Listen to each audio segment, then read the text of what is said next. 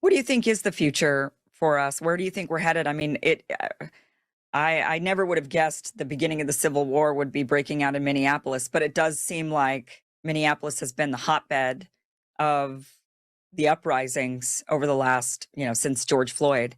Um, the rhetoric online, it's very, very Americans are against each other. It's very hateful. It's very vitriol. I feel like there's forces Mhm. behind them that are trying to get us to hate each other so that for what purpose?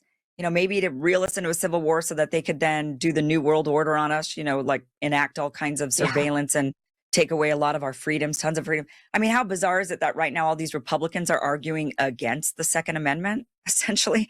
Just Yeah. like so many Yeah. Democrats during COVID were arguing against my body, my choice. Like suddenly the Right. pro-choice Democrats suddenly were no longer pro-choice, right? When it came to the COVID vaccine.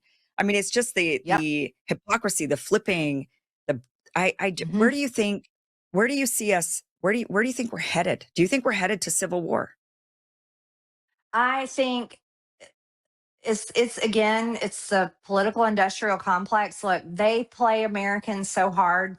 They have to. That's how their business model works. They have to turn Americans against each other and create hate between Democrats and Republicans because that's how they drive donations. That's how they drive votes.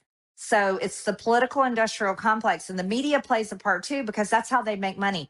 If the media Mhm. has you addicted to, oh my God, civil war in Minnesota, you're going to watch it all day long on their news stations, and their ad revenue is going to be great because they're getting so many views. And so the ad buyers are spending a bunch of money. That's how it works. But the reality is, most Americans don't want to fight each other.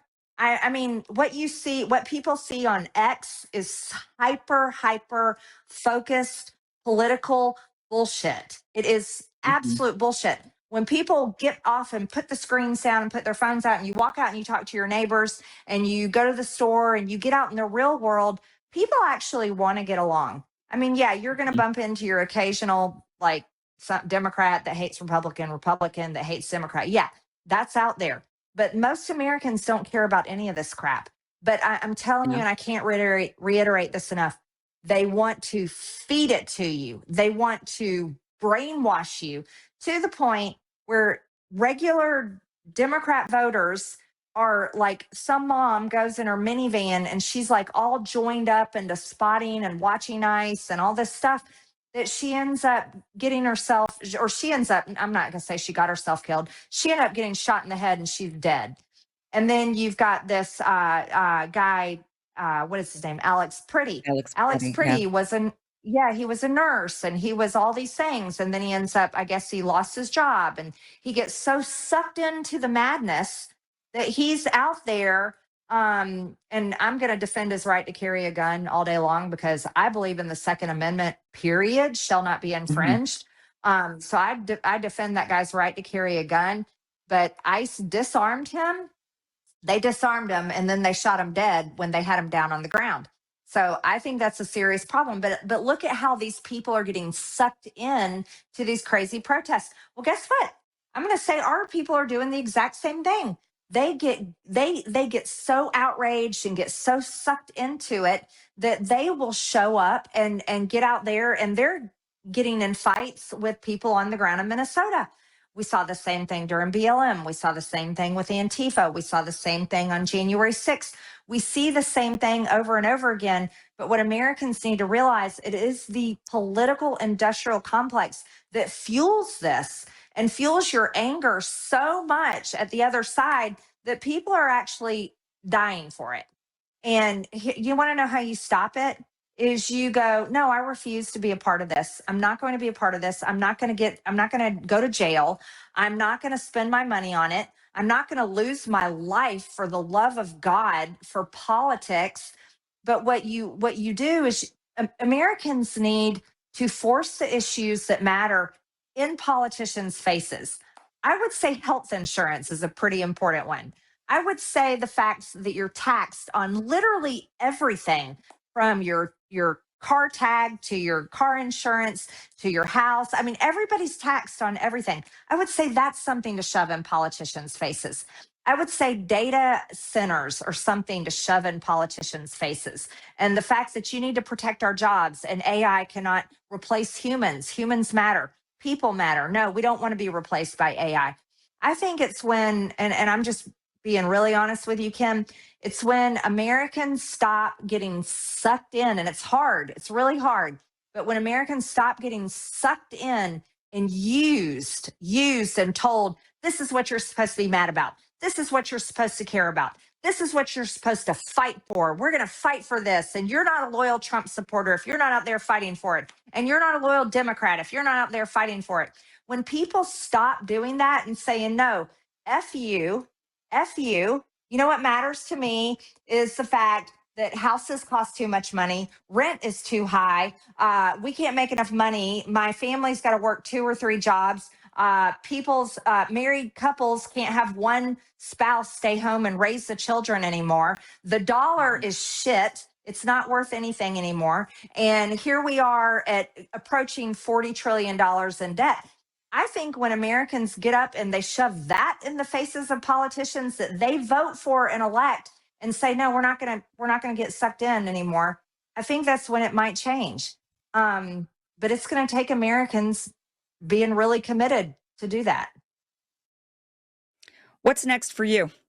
Are you a Republican? Did you announce that you're now an independent? Are you joining The View? No, I haven't. I haven't left the Republican Party. I would argue Okay. the Republican Party has left me, and probably a lot of other Republicans. I haven't switched to an independent. I have not joined The View. I'm definitely not a Democrat. I have one of the most conservative voting records in Congress. And I'm America first and not whatever MAGA has turned into. Are you going to run for governor of Georgia? Oh, Lord God. Everybody asks me this. Okay. I've said it over and over. No, I'm not running for governor. I've put out statements on my social media like a year ago saying I'm not running for governor. I'm not running for Senate. I put out, it was an article. It was an article on X about all the reasons I'm not running for Senate. Are you running for president? I'm not running for president. I'm very much, look, I'll say it like this. Politics was literally, I served 5 years in Congress. Actually, I lived up to my term limit pledge better than anybody. So I've spent 6 years, 1 year campaigning, 5 years in Congress.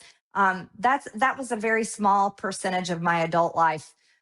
So I'm very happily doing normal things, spending time with my kids, my family, my friends, and catching up on life that I missed out on for the past 6 years. But we need you. Well, I would say if I'm needed, I would need the American people to wake up to the stuff I'm trying to tell them before I ever thought about going back. Don't leave us. Don't leave us. That's my plea. I mean, I would just love to see you jump back in somehow, some way. It was really sad to see you go. Was hoping that there was maybe Oh, some thank you. pivot to something bigger and better, and maybe where you could be more effective, like governor of Georgia. I think you shouldn't rule that out. I think you should still maybe go for Mhm. that, where you could actually make some real effective change on a local level. I think more and more Americans are waking up to local politics and realizing that, Oh yeah. it's so funny. Yeah, and it's funny to see the Hmm. Democrats, right? They were always so big government and federal government. And now they're becoming like small government, small local government. We want to run ourselves because we want to make sure everybody's vaccinated in our little city or whatever. It's like, okay, whatever your motivation is.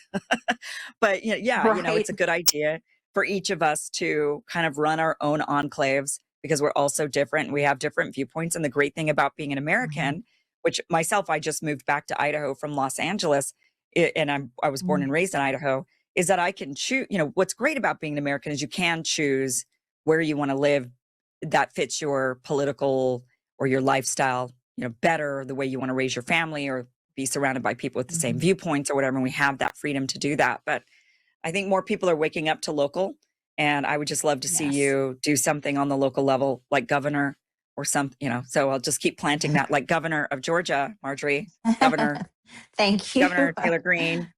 Doesn't that sound good? Governor Taylor Green. See? I Uh, I don't know. I tell you what, It's a lot of people would have to, a lot of people have to see the truth before I would ever think about doing anything again. Yeah, but Oh, I agree with you on local. That is the best advice. People can actually change their city. They can change their city and their county, and they can affect things in their state. But that machine up in Washington is pretty fixed. Marjorie Taylor Greene, thank you so much for this great conversation, this candid conversation. Just again, gonna miss you a lot, but hopefully you'll be back on this show, and so I don't have to miss you too much, because hopefully you get your voice out there, and your viewpoint, your stance. There's so many Americans who stand with you. There's so many Americans who share your viewpoint. Mm, I think more Americans than not, and we need people to still speak up rather than all of us who are more independent and mhm. fighting the machine.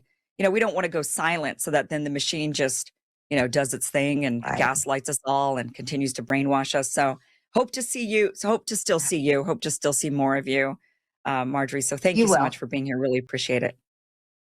Thank you, Kim. I really enjoyed it. Thank you for watching this clip from the full